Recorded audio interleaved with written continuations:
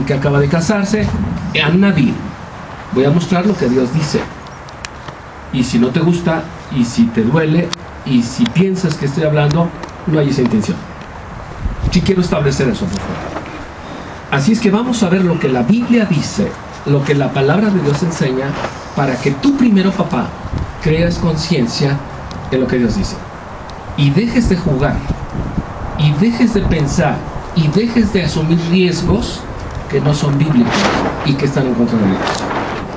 ¿Por qué me refiero primero a los padres?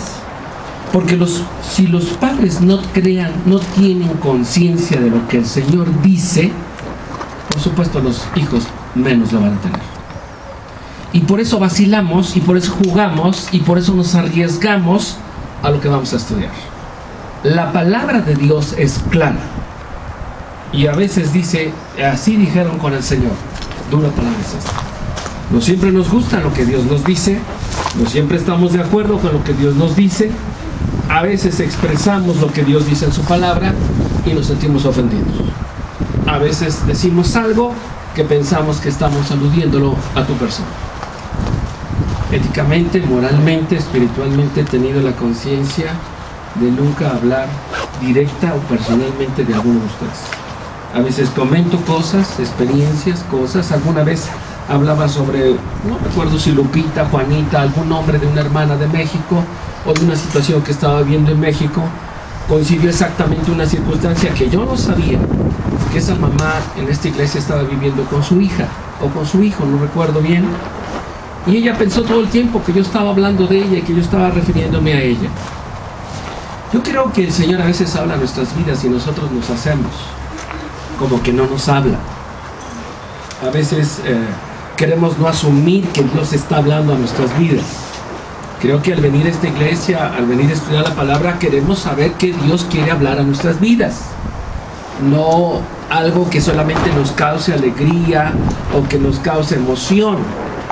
El creyente no vive por emociones. El creyente vive bajo la dependencia del Espíritu Santo. Y si a veces uno tiene que ser determinante, y tiene que ser absoluto, y tiene que ser radical, es porque la Biblia lo dice. No es un pensamiento personal. No es algo que me nace o que es mi opinión. He entendido desde hace algunos años como pastor, como siervo del Señor, a no dar opiniones. Y sigo aprendiendo eso. Llegó el momento en mi vida en que he tenido que entender a no dar opiniones, sino mostrar lo que Dios dice. También he entendido que a veces uno padece por decir la verdad. No como decíamos el otro día en algún estudio, hermano, yo tengo un gran problema, soy muy sincera y expreso lo que siento y lastima a las personas. No hay problema en que tú seas sincero o sincera. Ese no es el gran problema. El gran problema a veces es que no somos sabios en cómo decir las cosas. Y yo como pastor he tenido que aprender y sigo aprendiendo no solo a hablar verdad, sino a saberla decir oportunamente. Insta tiempo y fuera de tiempo. Y a veces cuando hablo de esta manera, muchas personas no les gusta, se sienten ofendidas. Entonces, pues no es cuestión de gusto, no es cuestión de apreciación, no es cuestión de qué siento, es cuestión de qué dice Dios en su palabra. Por eso yo quiero establecer esto. Me llama la atención cómo el apóstol Pablo, en base al contexto anterior y al posterior de este pasaje, como que encaja un pensamiento en este versículo 14 al 7.1, que no necesariamente algunos le atribuyen que no son pensamientos de Pablo. Algunos dan algunas explicaciones que como Corinto era un pueblo pagano, era un pueblo o era un puerto pagano, pues tenía que reiterarles la idea al pueblo o a la iglesia, mejor dicho, que no se unieran en yugo desigual con los inconversos. Algunos autores y teólogos dicen que no se refiere necesariamente al matrimonio, porque en el capítulo 7 de la primera epístola da detalle de lo que es el matrimonio y de lo que es la cuestión vivir con un esposo inconverso. Y en ese momento habla de que ya están casados. Primera de Corintios capítulo 7. Aquí habla antes de. Entonces algunas personas dicen que se refiere más a la relación tan estrecha, amistosa que tenían con los inconversos, y que la iglesia estaba permitiendo, estaba infiltrando pensamientos paganos humanistas. A mí no me interesa darte pensamientos humanos y humanistas. Me interesa que la palabra de Dios, como dice Isaías 55:11, que no regresa vacía. Ahora entiendo, después de mucho tiempo, que lo que Dios quiere es que esbocemos, estudiemos, analicemos, meditemos, escudriñemos su palabra. Porque yo te puedo decir pensamientos que van a quedar en tu corazón, anécdotas, historias, frases, como los que mandas a veces en internet, pensamientos bonitos, pero finalmente humanos. Porque si la palabra de Dios es viva y eficaz, más cortante que toda espada de dos filos, tenemos que estudiar, tenemos que usar la palabra de Dios. Pablo le dice a Timoteo: procura con diligencia presentarte a Dios aprobado, como obrero que no tiene de qué avergonzarse, que traza, que usa bien la palabra de Dios. Mis hermanos, demándenme ustedes a mí la razón, el derecho, la obligación de esbozar y expresar la palabra de Dios, no mis pensamientos. A veces sí yo expreso cosas de mi vida, pero en fin no es hablar de mi vida, es hablar de lo que Él dice. Así que quiero establecer esto con todo respeto a ustedes, para que lo que vamos a estudiar ahorita no le des vueltas. ¿Qué parte no entiendes? ¿Qué parte donde dice textual y literalmente la escritura no la entiendes? Y me refiero a ti primero, papá, porque si tú no entiendes esto, por eso eres permisivo, consecuente, y por eso te arriesgas con tu hijo a hacer lo que dice aquí en la escritura: no unáis en yugo desigual con los incrédulos. Perdóname, pero tengo que hablar así. Y tengo que ser determinante en lo que la palabra de Dios enseña. Me sorprende lo que el Señor hace en este pasaje. Si está fuera de contexto Pablo y de repente se le viene una idea para decir no unáis en yugo desigual, como quieres, palabra de Dios. ¿Estamos de acuerdo en eso? Si me dices que Pablo salió del contexto, sí es verdad, estamos analizando los padecimientos por causa de su apostolado, estamos analizando la semana pasada lo que sucede en su vida, cómo padecemos por causa del Evangelio, y de repente mete este pasaje, versículo 14 al 7:1, y dices, ¿qué tiene que ver esto? Bueno, si escudriñas un poco más, dices, bueno, porque está fuera de contexto este pasaje.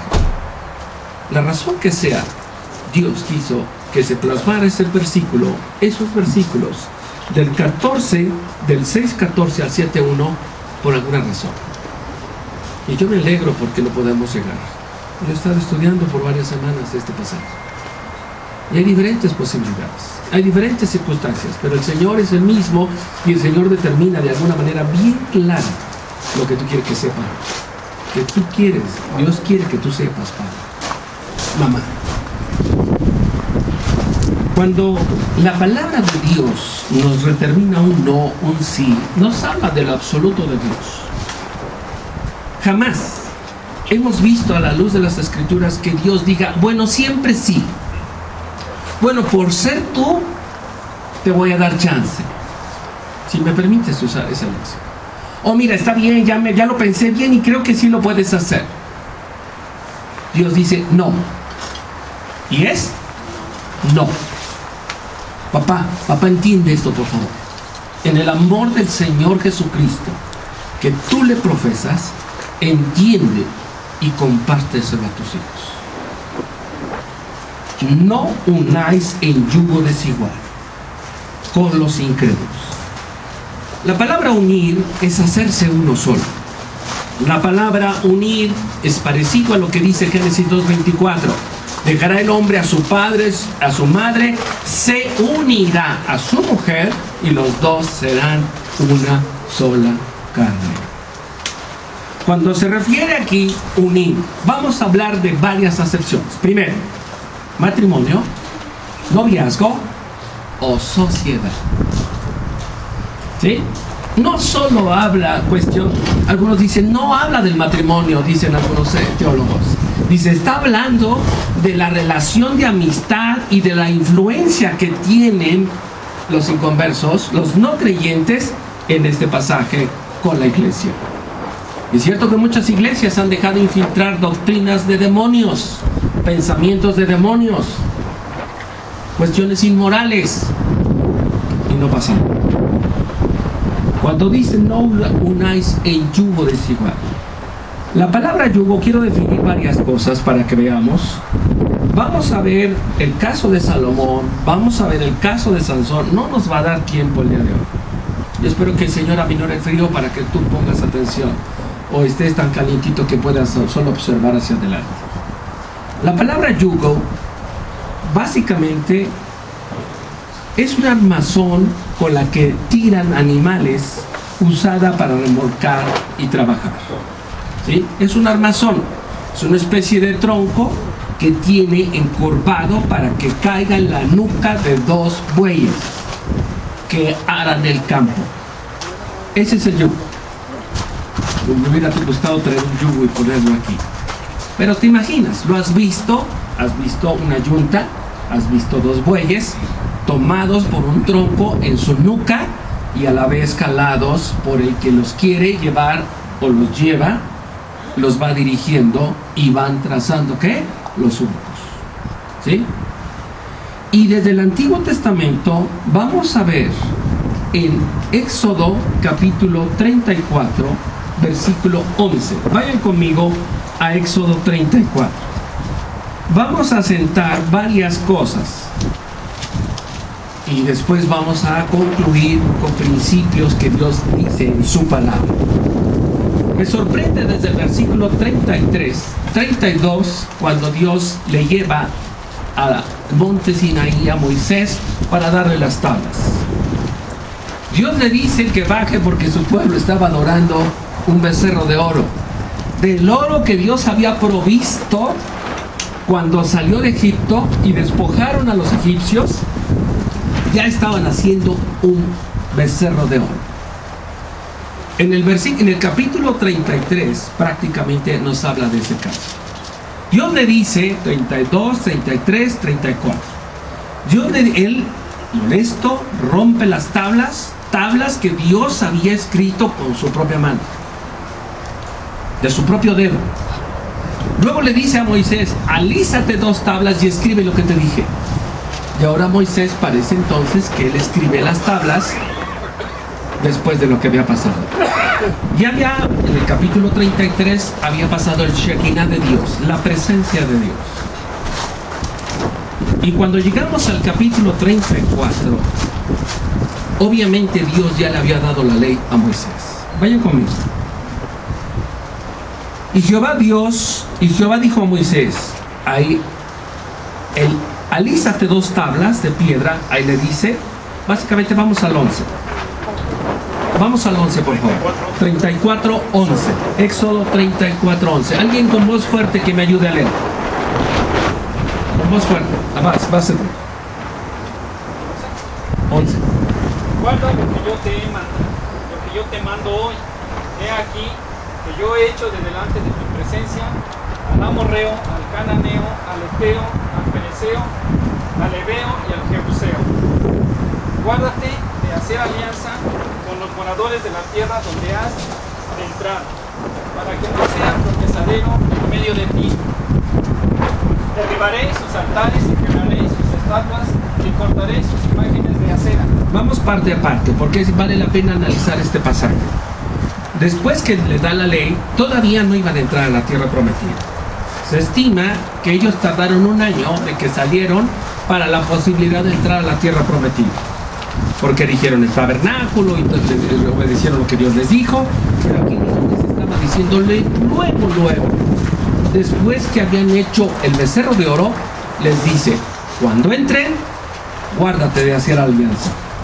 Dice el versículo 12, vayan conmigo, ahí estamos en el 12. Guárdate de hacer alianza con los moradores de la tierra donde has de entrar, para que no sean tropezadero en medio de ti.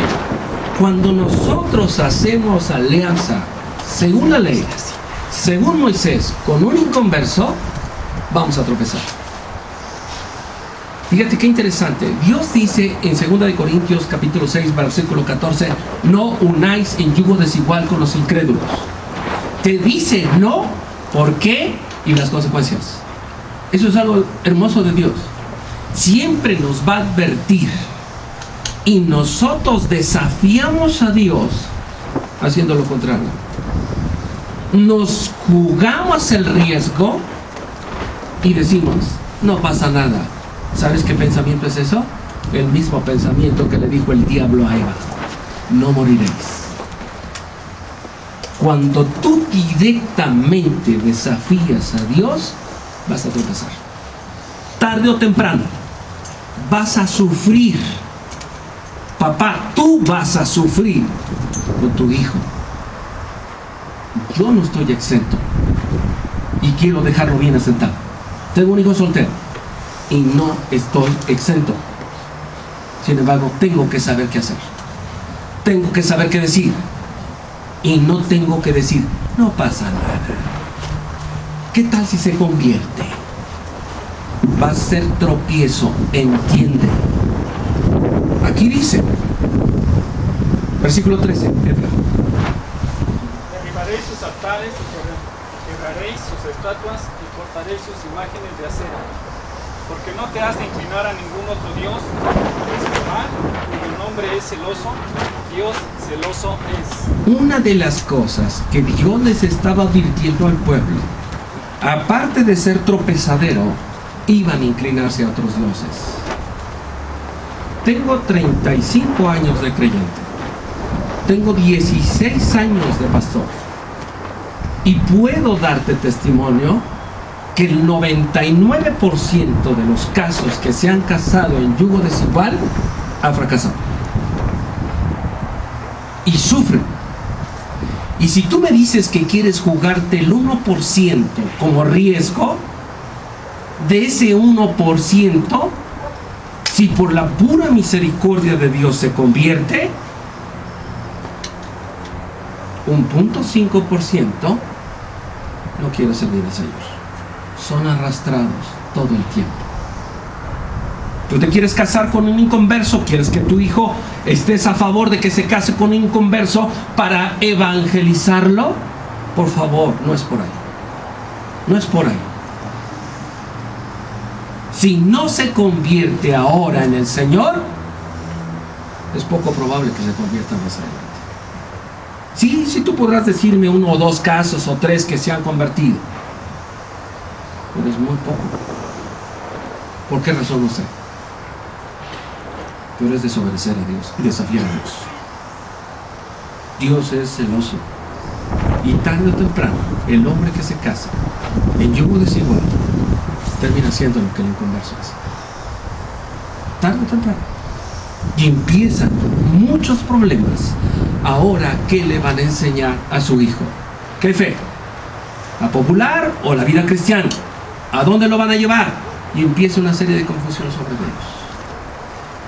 Y tarde o temprano el muchacho, el joven, el niño, a futuro termina abandonando las cosas del Señor por lo mismo. Versículo 15. Por tanto, no harás alianza con los moradores de aquella tierra, porque fornicarán en pos de sus dioses y ofrecerán sacrificios a sus dioses, y te invitarán y comerás de sus sacrificios, o tomando de sus hijas para tus hijos y fornicando sus hijas en pos de sus dioses, harán fornicar también a tus hijos en pos de los dioses de ellas. ¿Y qué crees que Corintio estaba pasando? Las mujeres se prostituían en el altar pagano. Y eso hacía que los creyentes, que ahora habían nacido de nuevo en la fe en Cristo Jesús, hicieran lo mismo. Por tanto, no harás alianza con los moradores de aquella tierra, porque fornicarán en pos de sus dioses y ofrecerán sacrificios a sus dioses, y llegaron el punto a sacrificar hasta sus propios hijos a sus dioses. No vamos a verlo el día de hoy, pero vamos a ver lo que pasó con Salomón y lo que pasó con Sansón. Es triste que un hombre tan sabio sobre la tierra como fue Salomón, conforme al corazón de Dios, en su vejez llegara al punto de irse en pos de dioses ajenos, levantar altares para el demonio, para ídolos, porque las mujeres lo hicieron pecar contra Dios. Es impresionante lo que pasa en ese mundo. Pero aquí Dios ya lo está advirtiendo. Está bien, se los está advirtiendo en la ley, pero porque Dios reitera en la gracia, también no unáis en yugo desigual. Sigue, Edgar, mejor. 7.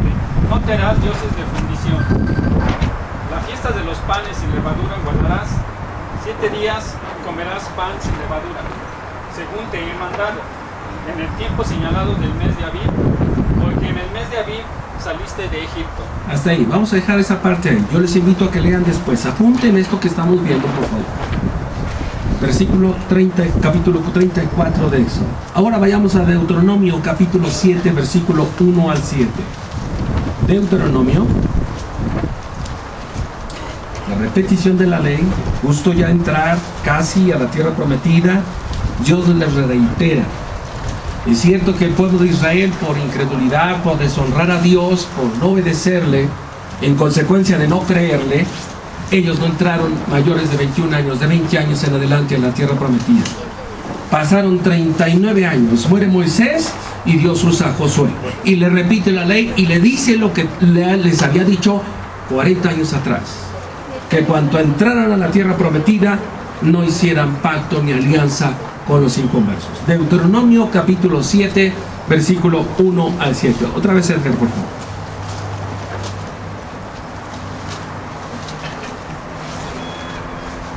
Quien lo tenga, con voz fuerte, si está en la mano. Quien lo tenga, Deuteronomio 7, voz fuerte. Carla, vas, Carla. Cuando Jehová tu Dios te haya introducido en la tierra en la cual entrarás para tomarla, y haya echado de delante de ti a muchas naciones, al Eteo, al Gergeseo, al Amorreo, al Cananeo, al Fereceo, al Heveo y al Jebuseo, 7 naciones mayores y más poderosas que tú, y Jehová tu Dios las haya entregado delante de ti, y las hayas derrotado, las destruirás del todo.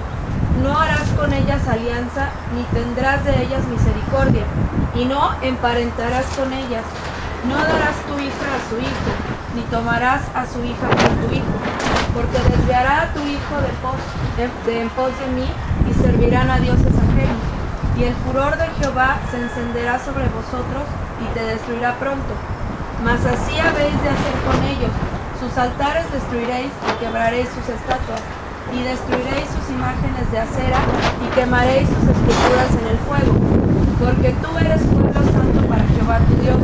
Jehová tu Dios te ha escogido para hacerle un pueblo especial, más que todos los pueblos que están sobre la tierra. No ser de vosotros más que todos los pueblos, os ha querido Jehová y os ha escogido. Pues vosotros erais el más insignificante de todos los pueblos. Hasta ahí. A mí me impresiona también cómo Dios decide escoger este pueblo. Desde Abraham, hacer toda una familia y toda una nación. Abraham, Isaac y Jacob. El ser más insignificante, Dios hace una gran nación. Dios hace un pueblo elegido para ser sacerdotes y representar y predicar el evangelio a todas las naciones. Estas son las bases que nos van a establecer lo que vamos a ver. Dios en la ley le dijo al pueblo que no hiciera alianza. ¿Y qué fue lo primero que hizo el pueblo? ¿Qué fue lo primero que hizo? Desobedecer a Dios. Desobedecer a Dios. ¿Qué pasa con un joven que está aferrado con una jovencita que la ama con todo su corazón? A veces dicen, bueno, es tan buena persona, solo le falta ser creyente. Si no es creyente, no. Si no es creyente en Cristo Jesús, si no ha nacido de nuevo. Fíjate, regresemos a Corintios, 2 de Corintios 6:4. No unáis en yugo desigual con los incrédulos. La ley decía que no debías poner, ayuntar un animal diferente de otro. No podías poner a trabajar a un animal diferente de otro. No podías hacer mezclas de semillas. No podías hacer mezclas de hilos. Dios desde el Antiguo Testamento estableció que no hiciéramos alianza. Dice, no unáis en yugo desigual con los incrédulos. Los incrédulos son los que no han nacido de nuevo. Y desafiadamente vamos contra Dios y decimos, yo lo voy a convertir. ¿Cómo vas a convertir oveja a un lobo en oveja? Pero ahora que me case lo voy a convertir. No siendo creyentes. Nuestros padres les dijeron a ciertas familias o a ciertos hijos, no le vas a quitar lo borracho, no le vas a quitar lo mujeriego. Y dijeron, sí, yo cuando se case conmigo yo lo voy a cambiar. Lo mismo ahora en Cristo. No puedes cambiar a un sapo por más que lo beses y convertirlo en oveja. Deja de besar sapos y zapas también. No sé si se diga zapas, pero también. Dios dice, no unáis en yugo desigual con los incrédulos, con los que no se han convertido, con los que no han nacido de nuevo. No me digas que sí cree si no ha nacido de nuevo. Es terrible a veces ese riesgo que jugamos. Está la pasión, está la desesperación de no quedarse soltero o soltera, que lo que caiga es bueno, aunque sea en converso. Tenemos que saber esperar. Y tu jovencita, deja de desesperarte. Si Luis de 44 años se casó, tienes esperanza.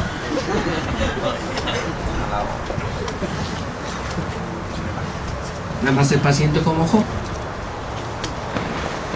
Oye, de veras, cuando Dios quiere te dará lo que Él tiene preparado para ti, si es que tú vas a casarte. Y si no, te dará la paciencia, la resignación. Y si te vas a quedar a forrar Biblias, bendito Dios, porque serán útiles. ¿No? Que muchas que no, ya me quedé. Como ya somos cristianos, ya no decimos para vestir santos, ahora para forrar Biblias, aunque te quedes para forrar Biblias. Pero vale la pena esperar. Es mejor llorar un día, una semana, un mes y no llorar toda tu vida. ¿Entiende eso, por favor? No unáis en yugo desigual con los incrédulos. Las personas que no han nacido de nuevo, no han nacido de nuevo, pero me voy a casar con él para darle la oportunidad que conozca de Dios. Pues primero que conozca de Dios, y si es de Dios, se casará contigo. Ahora quiero decirte algo también. Si la voluntad de Dios así es que tú te cases con esa persona, padezcas, sufras, te enfermes, tengas problemas, vas a permanecer. Pero aún si es creyente y no es la voluntad de Dios que tú te cases con esa persona, también vas a fracasar. Aprende a buscar la voluntad de Dios, papá, y pide consejo. Deja de basarte a tus emociones y a tus pensamientos, y aunque esté embarazada, piensa bien qué vas a hacer. Porque ha habido casos que me dicen, pastor, si ya está embarazada, pues que se case. Digo, esa es tu responsabilidad, no es mía. Y si es inconversa, peor aún. Porque si les dices que no, te van a recriminar toda la vida. Tú me dijiste que no y ahora tengo un nieto sin padre o sin mamá. Y si les dices que sí, ahora tengo la culpa por ti de sufrir con mi nuera o con mi yerno. Por eso no doy opiniones. Mejor ver lo que Dios dice. Dios dice, no unáis en yugo desigual con los incrédulos. Y quiero decirte, para dejar al margen el asunto, de que cuando una persona, una familia o un matrimonio ya está casado, ya están casados y uno se convierte, ahí no aplica este principio para que te separes de él. Para que no me digas, bueno, como es inconverso, me voy a separar de él. Primera de Corintios capítulo 7 habla clarito de eso. Dice, si consienten vivir con ella o con él, no lo abandonen. Punto, se cierra ese punto, ¿sí? Estamos hablando con los que van a emparentar, con los que se van a relacionar, con los que se van a casar. no unáis en yugo desigual con los incrédulos.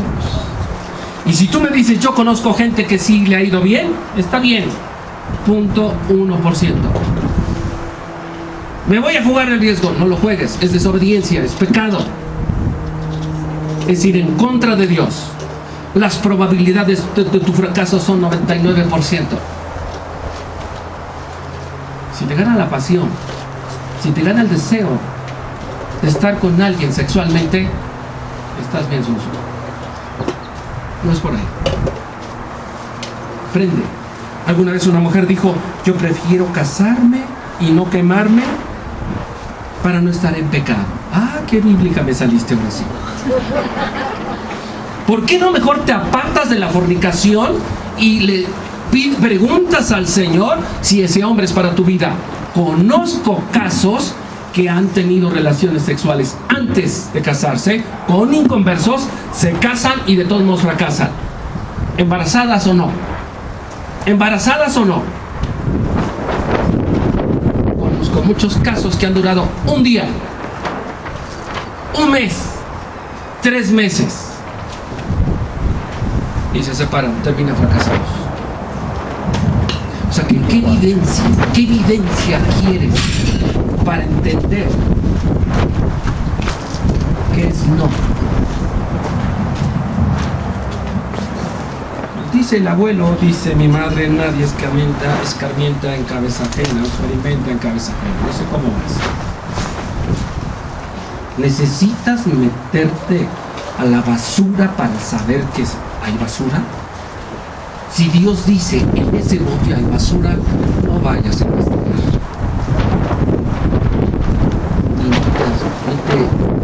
No te arriesgues a algo que va en contra de Dios. Y ahorita voy a hablar de lo que deberías de hacer, papá, si tu hijo decide, con todo y lo que le adviertas, casarse en yugo de sangre. Primero estamos estableciendo lo que Dios dice. Si tu papá no lo entiendes, por eso dejas a tu hijo y no pasa nada y juegas al riesgo con él. Por eso me interesa primero decirte lo que Dios quiere que tú hagas, lo que Dios dice que tú hagas. Y ejemplos tenemos bíblicos de hombres que, como Sansón, por unirse con una mujer inconversa, pasa lo que pasó en su vida. Vamos a ver. Vayan conmigo, por favor, a Jueces capítulo 13. Todavía no vamos a concluir nada. Estamos viendo ahora Carla, ayúdame si eres tan amable. Jueces capítulo 13. Sí, son 3 capítulos. ¿Tienes prisa? Porque los tenemos que leer. Nada más un poco de frío, pero ya mandé traer cafés. Porque hay muchos azules y negros y rojos. Vamos a Jueces capítulo 13 a ver la vida de Sansón. Y si me permiten decirle Sansón también, pues sí le diremos.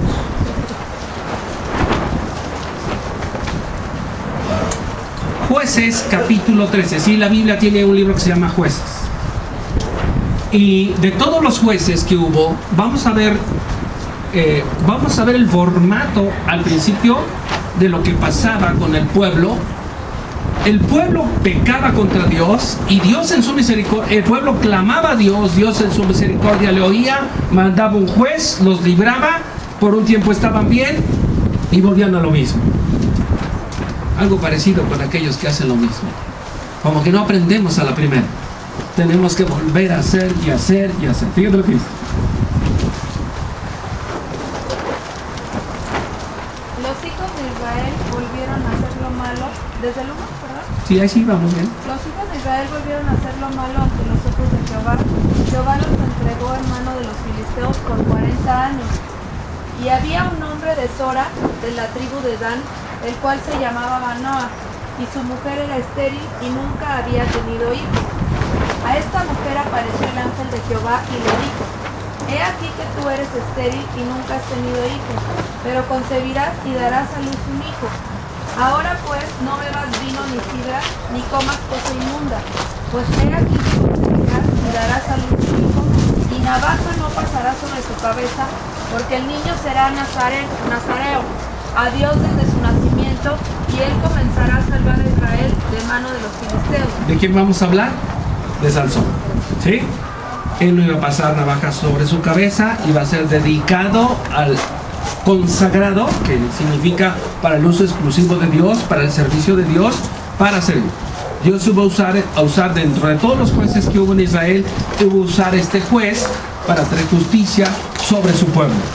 Y por eso se llama nazareo. No pasaba navaja sobre su cabeza, estaban para el uso exclusivo del servicio del Señor. Parecido con lo que pasó o lo que vivió Juan el Bautista, y parecido con otros hombres que nos habla la Biblia. Versículo 6. Y la mujer vino y se lo contó a su marido diciendo: un varón de Dios vino a mí, cuyo aspecto era como el aspecto de un ángel de Dios, temible en gran manera, y no le pregunté de dónde ni quién era, ni tampoco él me dijo su nombre. Y me dijo: he aquí que tú concebirás y darás a luz un hijo. Por tanto, ahora no bebas vino, ni sidra, ni comas cosa inmunda, porque este niño será nazareo a Dios desde su nacimiento hasta el día de su muerte. Entonces oró Manoa a Jehová y dijo: ah, Señor mío, yo te ruego que aquel varón de Dios que enviaste vuelva ahora a venir a nosotros y nos enseñe lo que hemos de hacer con el niño que ha de nacer. Y Dios oyó la voz de Manoa, y el ángel de Dios volvió otra vez a la mujer, estando ella en el campo, mas su marido Manoa no estaba con ella. Y la mujer corrió prontamente a avisarle a su marido diciendo: mira que se me ha aparecido aquel varón que vino a mí el otro día. Y se levantó Manoa y siguió a su mujer, y vino al varón y le dijo: ¿eres tú aquel varón que habló a mi mujer? Y él dijo: yo soy. Entonces Manoa dijo: cuando tus palabras se cumplan, ¿cómo debe ser la manera de vivir del niño y qué debemos hacer con él? Y el ángel de Jehová respondió a Manoa: la mujer se guardará de todas las cosas que yo le dije, no tomará nada que proceda de la vid, no beberá vino ni sidra, y no comerá cosa inmunda, guardará todo lo que le mandé. Entonces Manoa dijo al ángel de Jehová: te ruego nos permitas detenerte y te prepararemos un cabrito. Y el ángel de Jehová respondió a Manoa: aunque me detengas no comeré de tu carne, mas si quieres hacer holocausto, ofrécelo a Jehová. Y no sabía Manoa que aquel fuese ángel de Jehová. Entonces dijo Manoa al ángel de Jehová: ¿cuál es tu nombre para que cuando se cumpla tu palabra te honremos? Y el ángel de Jehová respondió: ¿por qué preguntas por mi nombre que es admirable? Y Manoa tomó un cabrito y una ofrenda y los ofreció sobre una peña a Jehová, y el ángel hizo milagro ante los ojos de Manoa y de su mujer. Porque aconteció que cuando la llama subía del altar hacia el cielo, el ángel de Jehová subió la llama del altar ante los ojos de Manoa y de su mujer, los cuales se postraron en tierra. Y el ángel de Jehová no volvió a aparecer a Manoa ni a su mujer. Entonces conoció Manoa que era el ángel de Jehová, y dijo Manoa a su mujer: ciertamente moriremos porque a Dios hemos visto. Y su mujer le respondió: si Jehová nos quisiera matar, no aceptaría de nuestras manos el holocausto y la ofrenda, ni nos hubiera mostrado todas estas cosas, ni ahora nos habría anunciado esto. Y la mujer dio a luz a un hijo y le puso por nombre Sansón. Y el niño creció y Jehová lo bendijo. Y el espíritu de Jehová comenzó a manifestarse en él en los campos de Dan, entre Sora y Estaol. Bien, vamos a ir a detenernos un poco y analizar esto que hemos leído ahora. Dios hace una promesa a Manoa y a su mujer, y le dice y le dan algunas instrucciones para decir cómo debería de vivir este niño y cómo debería de vivir la mamá. Y es cierto, a la misma mamá le dice que no tome vino ni nada derivado del vino o de la uva, porque es cierto que a través del cuerpo de la madre transmite y ¿cómo se dice? Y le pasa al bebé, ¿sí? De alguna manera. Dios escuchó en su misericordia a esta mujer y a este varón y les dio un hijo. Y ese hijo no es porque tuviera el pelo largo o porque en sí mismo fuera nazareo, por lo cual tenía esa fuerza. ¿Sí? Porque a veces vemos las historias y pensamos que por su pelo largo o por su cabello largo era fuerte y era bastante fuerte. No era eso, era porque el Espíritu de Dios estaba en él. Dios de alguna manera, vemos varios casos como Samuel, vemos varios casos en la Biblia que dedican sus hijos al Señor para el servicio de Dios. Samuel fue un hombre que fue dedicado también al uso de Dios, al servicio de Dios, a la honra de Dios.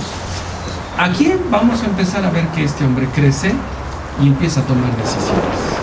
Este hombre ya sabía la Biblia. No podemos decir que no conocía lo que Dios les había dicho. Ya es un juez, ya pasaron tiempo, ya pasaron años y sabe perfectamente lo que está aconteciendo. Vamos al capítulo 14.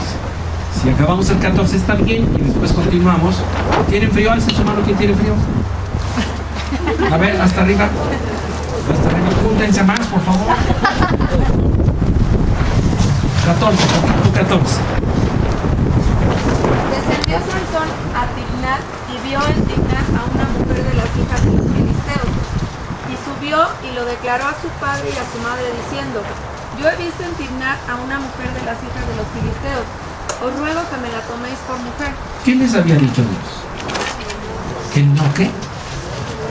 Tomaran de las hijas de los filisteos. Si nos vamos a estudiar quiénes son los filisteos, quiénes son los amorreos y todo eso, finalmente pudiéramos concluir que son parientes de ellos.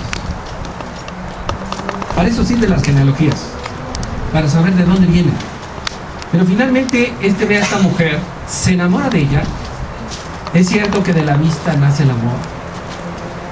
No, joven, no te dejes impresionar por las apariencias de un inconverso. Llega a mi esposa, alguna señorita, y le dice: Amparito, este muchacho es encantador, es inteligente, tiene profesión, está titulado, es bien inteligente. Le dice a mi esposa: ¿es cristiano? No, entonces no es tan inteligente. Por mucho que tú le puedas adjudicar a un inconverso, a un pretenso pretendiente de tu hijo, de tu hija, si no es creyente, empezaste mal. Empezaste mal.